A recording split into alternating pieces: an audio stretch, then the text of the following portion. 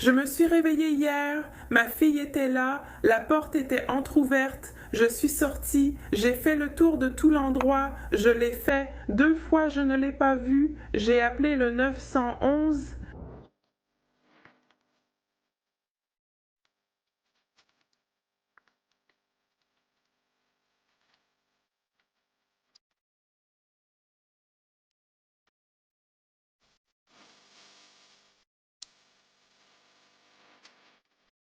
Bienvenue ou bon retour. Je suis Cassie et voici Un monde cruel. L'histoire que j'ai pour vous aujourd'hui concerne une petite fille autiste. Et au lieu d'essayer de la comprendre, de travailler avec elle et de l'aimer, sa mère voulait simplement se débarrasser d'elle et c'est exactement ce qu'elle a fait. Ceci est l'histoire de Nicole Amariol.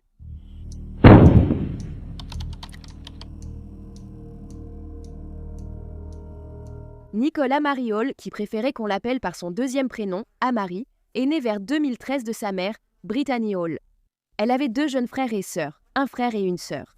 Amari vivait dans le comté de Gwinnett, en Géorgie, avec sa mère, ses frères et sœurs, et la compagne de sa mère, Celeste Owens. Amari était décrite comme très intelligente, observatrice, et elle adorait les animaux. Le matin du dimanche 21 novembre 2021 vers 9h, la police du comté de Gwinnett a été contactée par Brittany Hall, la mère d'Amari, qui a signalé la disparition de sa fille de 8 ans depuis la veille au soir. Brittany a dit qu'elle était extrêmement inquiète pour la sécurité de sa fille, surtout qu'Amari était autiste, et qu'elles étaient également nouvelles dans la région. La famille vivait actuellement à l'hôtel Hometown Studios sur Jimmy Carter Boulevard à Norcross, en Géorgie, et cela faisait environ 2 à 3 mois qu'elles y étaient. Avant la disparition d'Amari, la mère de 27 ans a déclaré aux autorités qu'Amari se trouvait dans la chambre d'hôtel lorsqu'elle s'était endormie la veille au soir. Elle leur a dit qu'elle s'était endormie entre minuit et 1h du matin. Mais lorsqu'elle s'est réveillée, Amari n'était nulle part et la porte de la chambre d'hôtel était entr'ouverte. Lors de l'appel au 911, Brittany a également expliqué qu'Amari était autiste et qu'elle avait été très difficile ces derniers temps. La dernière fois qu'on a vu Amari, elle portait une veste Tweety Bird et un pyjama blanc et bleu. On disait aussi qu'elle portait peut-être ses lunettes, ainsi que des chaussures arc-en-ciel lumineuses. Lorsque la police est arrivée à l'hôtel Hometown Studios, où séjournait la famille, elle a d'abord inspecté leur chambre pour trouver des indices sur la destination d'Amari. À partir de là, la police a fouillé le reste de l'hôtel, allant même de porte en porte à la recherche d'Amari. De plus, ils ont également fouillé un rayon de 5 km autour de l'hôtel. Je me suis réveillée hier matin et ma fille était là, la porte était entr'ouverte. Je suis sortie, j'ai fait le tour de tout l'endroit, je l'ai fait, 2 fois je ne l'ai pas vue. J'ai appelé le 911, ils sont restés ici pendant environ 4 à 5 heures. Je regardais partout, mais ils ont dit qu'ils n'avaient cherché que dans un rayon de 3 miles. Ce n'est pas rien. Ce n'est pas un bon quartier, il y a beaucoup de trafic ici. Je n'ai même pas envie de dire que la même chose s'est produite. Elle est très très intelligente, même si elle est autiste. Elle est très consciente des choses. Elle est très observatrice. Un avis de disparition pour Amari a été envoyé à tous les médias, demandant au public leur aide pour la retrouver, car ils craignaient qu'elle soit en danger. À ce stade, la police avait aussi mobilisé des hélicoptères et des équipes cynophiles pour chercher Amari. De plus, le département des services à l'enfance et à la famille, qui avait déjà été impliqué auprès de la famille, travaillait en étroite collaboration avec la police pour tenter de retrouver Amari. La police a fouillé toute la journée sans la retrouver. Ils étaient d'autant plus inquiets car la nuit s'annonçait très froide et craignaient que la fillette ne meure de froid. Le lendemain, les recherches ont repris pour Amari. Ce n'est qu'après près de 48 heures après que la disparition d'Amari ait été signalée à l'origine. Le 23 novembre à 10h45 du matin, Amari a été retrouvée. Mais pas de la manière que tout le monde espérait. Son corps a été retrouvé dans une zone boisée du comté de DeKalb, près de Stone Mill Trace. Le petit corps d'Amari a été retrouvé meurtri, couvert de bleu et enveloppé dans un sac poubelle. Un sac poubelle qui semblait avoir été simplement jeté dans la zone boisée, à environ 15 minutes de l'hôtel où Amari, sa mère et ses frères et sœurs vivaient. Les enquêteurs ignoraient depuis combien de temps le corps d'Amari était dans les bois ou depuis quand elle était morte. Après la découverte du corps d'Amari, la police a annoncé lors d'une conférence de presse l'avoir retrouvée. Les autorités ont aussi indiqué ignorer la cause de la mort d'Amari, mais pensaient qu'elle n'avait jamais disparu. Pour commencer, très tôt dans l'enquête, la police avait été suspicieuse envers Brittany et Céleste. Lorsque nous sommes arrivés, nous avons rencontré Brittany Hall, qui a déclaré que son enfant, Amari Hall, avait disparu depuis environ minuit la nuit précédente. Nous avons immédiatement mené une opération à grande échelle au cours de laquelle nous avons travaillé pour localiser Amari. Cela impliquait la mobilisation de toutes nos ressources, hélicoptères et équipes cynophiles. Nous avons effectué des recherches porte à porte. Nous avons mené une recherche approfondie et il n'y avait aucun signe d'Amari. De plus, nous pensons qu'à ce stade, Amari n'était pas nécessairement portée disparue, car rien n'indiquait qu'elle était réellement une enfant disparue. Nous avons comparé les déclarations que nous avions obtenues de Brittany Hall et aussi de sa partenaire, Céleste Owen. Nous avons comparé ces déclarations avec les preuves que nous avions recueillies et nous avons constaté que ces déclarations étaient effectivement fausses. À ce moment-là, notre enquête est passée d'une affaire de disparition à une affaire d'homicide. Je suis profondément attristé de vous annoncer qu'à 10h45 ce matin, le corps d'Amari Hall a été découvert dans la zone de Stone Mill Trace, Stone Mill Trace, dans le comté de DeKalb, près de l'autoroute Stone Mountain. Dans les prochaines heures, nous allons inculper Céleste Owen pour meurtre avec circonstances aggravantes en lien avec la mort d'Amari Hall. De plus, Brittany Hall sera inculpée pour dissimulation de la mort d'une autre personne. Nous continuerons également à enquêter sur son rôle dans ce meurtre. Mon cœur va à la famille élargie d'Amari Hall.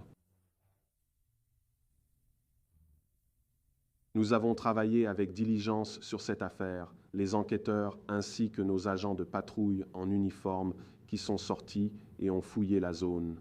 Nous avons travaillé extrêmement dur et malheureusement, ce ne sont pas les résultats que nous espérions.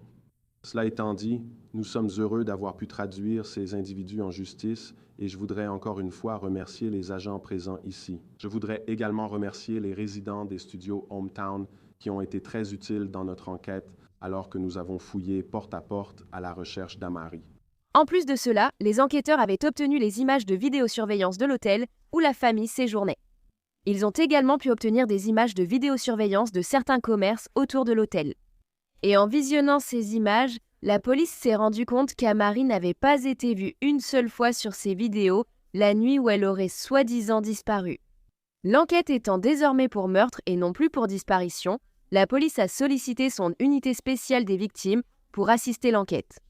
Brittany a été arrêtée peu de temps après que sa fille a été signalée disparue. Elle a été inculpée pour fausse déclaration à la police, dissimulation de décès et plusieurs chefs de cruauté envers des enfants. La dernière accusation portait sur les mauvais traitements infligés à Amari et à ses 2 jeunes frères et sœurs. Brittany a aussi été inculpée de meurtre. Céleste Owens a été arrêtée quelques jours après Brittany et elle a été inculpée pour avoir fait de fausses déclarations et pour cruauté envers des enfants. Ces accusations seront ensuite requalifiées pour inclure les chefs d'accusation de dissimulation de décès et de meurtre avec circonstances aggravantes. Même si la police pensait que Brittany Hall savait ce qui était arrivé à Amari, elle ne croyait pas qu'elle avait accompagné Céleste pour se débarrasser du corps. Dans les bois, bien que Brittany Hall ait été celle qui a aidé la police à indiquer la direction où le corps d'Amari avait été retrouvé, lorsque l'autopsie d'Amari a été réalisée, le médecin légiste a conclu que la cause de sa mort était le syndrome de l'enfant battu.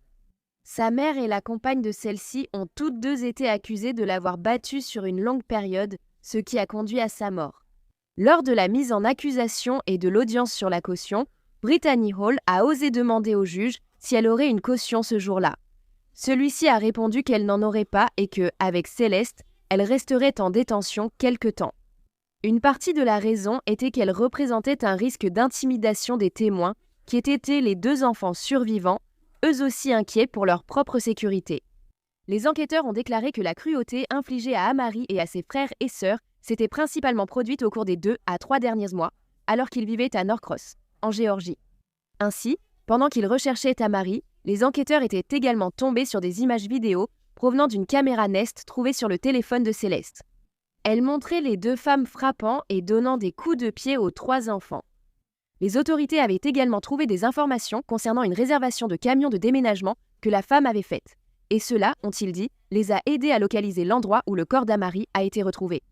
Je suppose qu'elles ont loué un camion de déménagement, comme Adam Montgomery, pour se débarrasser du corps d'Amari. Des recherches récentes sur le téléphone de Céleste portaient sur des lacs proches. Dans certaines images vidéo de la caméra Nest prise le 20 juillet, on voit Céleste bander les yeux du frère d'Amari pendant qu'il était allongé sur le parquet. On la voit alors le gifler et le frapper au pied. Céleste avait aussi blessé Amari ce même jour de juillet lorsqu'elle lui avait donné une gifle au visage avec la paume de la main, faisant brusquement basculer la petite fille en arrière. Dans au moins 2 autres vidéos, on voit aussi Céleste piétiner le dos des frères et sœurs d'Amari. Et puis, dans une vidéo prise en août, on voit Céleste piétiner le dos de la sœur d'Amari, puis la traîner sur le sol. Voici une des publications malsaines trouvées sur le Facebook de Céleste. Maintenant, je suis certaine que c'est ce qu'elle a fait à ses pauvres enfants. Brittany, bien sûr, n'était pas innocente dans tout cela, elle avait également participé à la maltraitance de ses enfants. Elle avait été vue sur les images de la caméra du nid en train de donner des coups de poing et de pied à ses enfants. Elle s'était aussi tenue au-dessus des enfants avec un câble et une ceinture et leur fouettait les jambes. Dans une séquence, on voyait aussi Brittany s'approcher d'Amari et lui crier dessus « Tu es vraiment stupide !» puis la gifler dans le dos à 11 reprises ensuite. Dans les images de surveillance prises à l'intérieur de l'hôtel dans les semaines précédant la mort d'Amari, on voyait Céleste et Brittany battre leurs 3 enfants. Les policiers interrogeaient désormais les frères et sœurs d'Amari pour savoir s'ils connaissaient le sort de leur sœur. Un des frères et sœurs a dit aux enquêteurs qu'Amari était allée à l'hôpital des mauvais enfants et qu'elle était morte hier matin, quand ma maman est allée chercher de la bœuf. Les 2 frères et sœurs d'Amari, sa sœur de 6 ans et son frère de 5 ans, avaient été placés sous la garde du DCF. Cependant, peu de temps après, ils ont été autorisés à vivre chez la mère de Brittany, leur grand-mère. Le département des services à la famille et à l'enfance avait déjà un historique avec Brittany et ses enfants. Le DCF de Géorgie avait reçu des plaintes qui ont conduit à des enquêtes en 2015 et en 2017. Cependant, ces 2 enquêtes se sont révélées non fondées. Le DCF a également reçu un appel téléphonique au début de 2021. Il n'y avait aucune allégation de maltraitance ou négligence, donc le DCF n'avait aucune raison de croire que les enfants étaient en danger. Brittany avait déjà dit aux enquêteurs des services à l'enfance qu'elle avait du mal à gérer le comportement d'Amari, et elle avait appelé 3 agences d'adoption pour essayer de se débarrasser de sa fille. Cependant, elle a finalement décidé de ne pas aller jusqu'au bout. Et après son arrestation, Brittany a également dit aux enquêteurs du DCF qu'elle ferait tout pour récupérer ses enfants. Les enquêteurs ont découvert que Brittany avait frappé et donné des coups de pied à Amari à la tête à plusieurs reprises le 19 novembre. On pense également que Céleste a enveloppé le corps d'Amari dans un sac poubelle avant de l'abandonner dans les bois. Un grand jury a inculpé Brittany et Céleste de 17 chefs d'accusation début 2022. Cela comprenait le meurtre avec préméditation, le meurtre criminel, plusieurs chefs de cruauté envers des enfants, la dissimulation de la mort d'autrui et 2 chefs de fausses déclarations. Au moment de son arrestation, Brittany était également en probation. Cela faisait suite à une accusation d'agression criminelle ainsi qu'à une accusation de vol qualifié. Elle pensait qu'elle allait se faire démolir. Katie Fitch est la belle-grand-mère d'Amari et elle n'arrivait pas à croire ce qui était arrivé à la petite fille. J'ai parlé à l'une des proches d'Amari cet après-midi et elle a dit que lorsqu'elle a allumé les informations, elle a été complètement choquée. J'ai dit non, elle n'est pas morte. Je me trompais, c'était juste un vœu pieux. Quand elle a disparu, il pleurait. Quand il a appris qu'elle était morte, il pleurait. Son cœur s'est brisé. Fitch dit, son fils est le beau-père de Brittany. Ça faisait mal. Je ne sais pas ce qui s'est passé. Oh, pourquoi sa vie a-t-elle dû se terminer comme ça? Elle était tellement gentille. Si la mère de Brittany l'avait ignorée, rien ne serait arrivé car elle aimait ses enfants. Les 2 femmes sont toujours détenues sans possibilité de libération sous caution et pour l'instant, aucune date de procès n'a été fixée. L'unité de la scène de crime de la police de Gwinnett a aussi collecté plus de 1 500 $ auprès de ses employés en une semaine. Cette somme a permis d'acheter jouets, vêtements, fournitures scolaires et autres pour les frères et sœurs d'Amari. En décembre 2024, Céleste Owens a été jugée et les procureurs ont affirmé qu'elle avait été celle qui avait porté le coup fatal à Amari.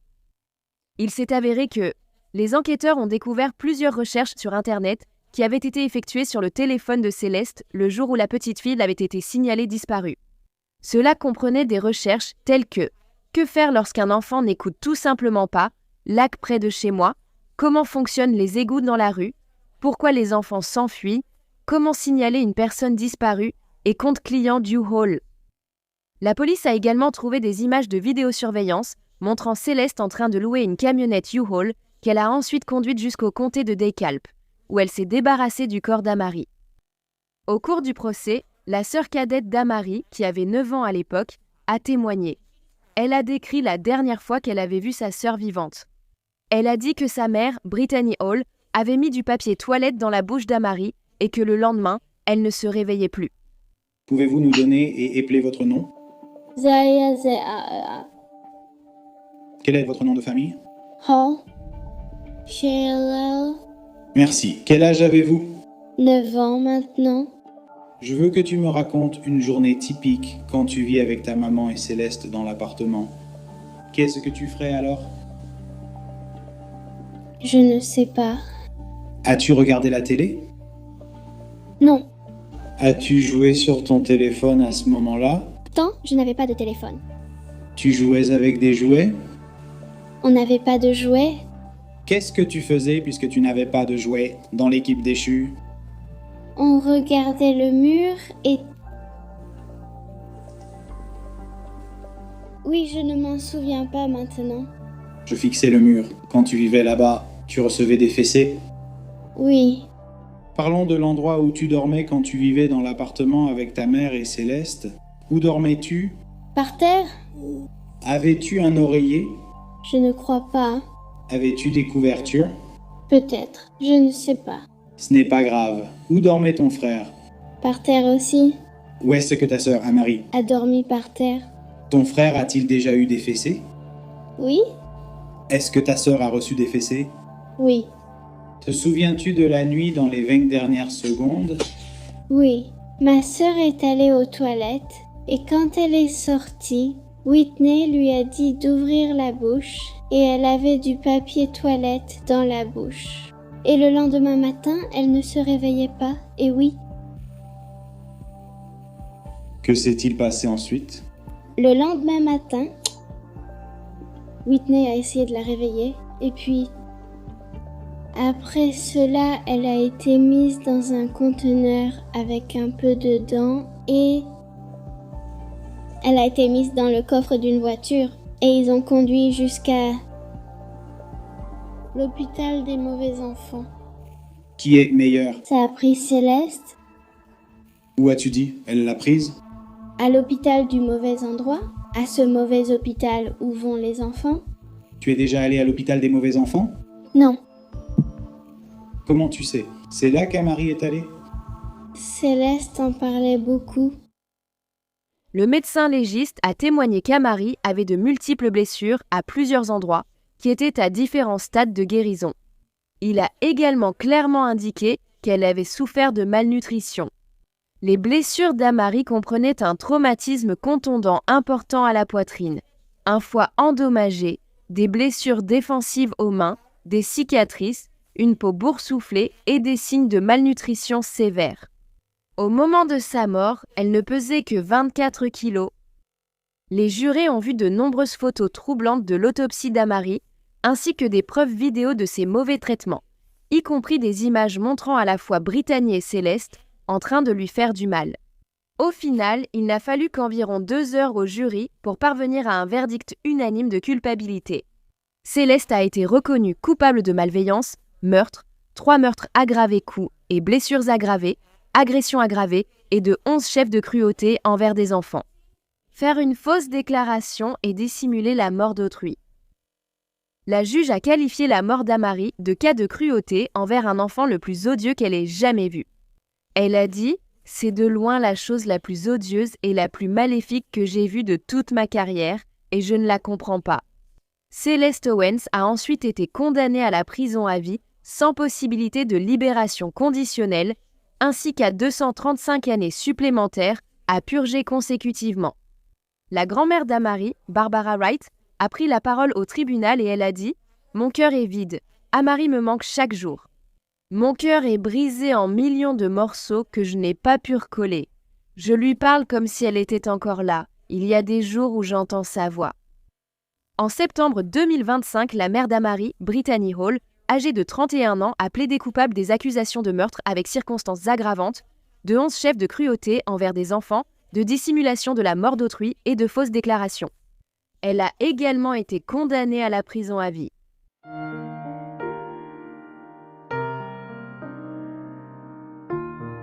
Merci d'avoir écouté l'histoire d'Amari aujourd'hui. Aussi triste que ce soit que Brittany ait voulu faire adopter sa fille, cela aurait probablement été mieux si elle l'avait fait, car peut-être qu'Amari serait encore en vie. Faire du mal à un enfant est terrible, mais à un enfant en situation de handicap, c'est le summum de la cruauté. Donc si tu aimes les histoires criminelles et que tu veux les entendre racontées par moi, n'oublie pas de t'abonner en cliquant sur le bouton ci-dessous et d'activer les notifications aussi. Ainsi tu seras informé de chaque nouvelle vidéo, publiée 2 à 3 fois par semaine. Merci d'avoir regardé Un Monde Cruel, à bientôt, prenez soin de vous, salut! Merci à tous les mécènes d'Un Monde Cruel. Maintenant, il y a encore plus de contenu d'Un Monde Cruel sur Patreon, alors allez voir sur patreon.com/Un Monde Cruel ou utilisez l'application Patreon. Vous aurez accès à des vidéos exclusives chaque mois et bien plus encore. Tout soutien aide vraiment à s'assurer que les victimes ne soient jamais oubliées et à mettre en lumière les failles de la société liées à chaque affaire. Avez-vous une suggestion d'histoire que vous aimeriez que je traite ? Si oui, envoyez-moi un email à awickedworld@gmail.com.